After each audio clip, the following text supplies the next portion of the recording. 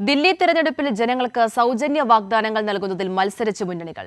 സൗജന്യ വൈദ്യുതിയും ഇൻഷുറൻസും സ്ത്രീ സംവരണവും ഉയർത്തി കോൺഗ്രസ് രണ്ടാംഘട്ട പ്രകടന പത്രിക പുറത്തിറക്കി. അതേസമയം യമുന നദിയിലെ വിഷമാലിന്യം ചൂണ്ടിക്കാട്ടി പ്രധാനമന്ത്രി നരേന്ദ്രമോദി AAP സർക്കാരിനെതിരെ ആഞ്ഞടിച്ചു. യമുന നദിയിൽ ഹരിയാന സർക്കാർ വിഷം ചേർക്കുന്നുവെന്ന അരവിന്ദ് കെജ്രിവാളിന്റെ പ്രസ്താവനയ്ക്കെതിരെ ആഞ്ഞടിച്ചായിരുന്നു പ്രധാനമന്ത്രി നരേന്ദ്രമോദിയുടെ തെരഞ്ഞെടുപ്പ് പ്രചാരണം. പ്രധാനമന്ത്രി കുടിക്കുന്ന വെള്ളത്തിൽ ഹരിയാന സർക്കാർ വിഷം ചേർക്കുമോ എന്ന് നരേന്ദ്രമോദി ചോദിച്ചു. കോൺഗ്രസും AAPയും 25 വർഷമായി ഭരിക്കുന്ന ദില്ലിയിൽ ഇത്തവണ BJP അധികാരത്തിലെത്തുമെന്നും മോദി പറഞ്ഞു.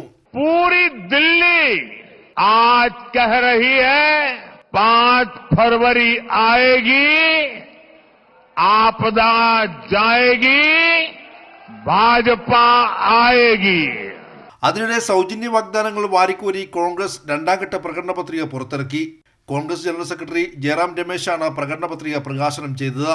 സർക്കാർ ജോലികളിൽ സ്ത്രീകൾക്ക് 33% സംവരണം, 100 ഇന്ദിരാ ക്യാന്റീനുകൾ, 5 രൂപയ്ക്ക് ഭക്ഷണം, 300 യൂണിറ്റ് വരെ സൗജന്യ വൈദ്യുതി, യുവാക്കൾക്ക് 8500 രൂപ തൊഴിൽ രഹിത വേതനം അടക്കം വാഗ്ദാനങ്ങൾ ഉൾപ്പെടുന്നതാണ് പ്രകടന പത്രിക. നേരത്തെ ആം ആദ്മിയും BJPയും പ്രകടന പത്രിക പുറത്തിറക്കിയിരുന്നു. പ്രകടന പത്രികയിലൂടെ സൗജന്യങ്ങൾ വാരിച്ചൊരിയുന്നതിൽ മത്സരിക്കുകയാണ് മുന്നണികൾ. കൈരളി ന്യൂസ്, ദില്ലി.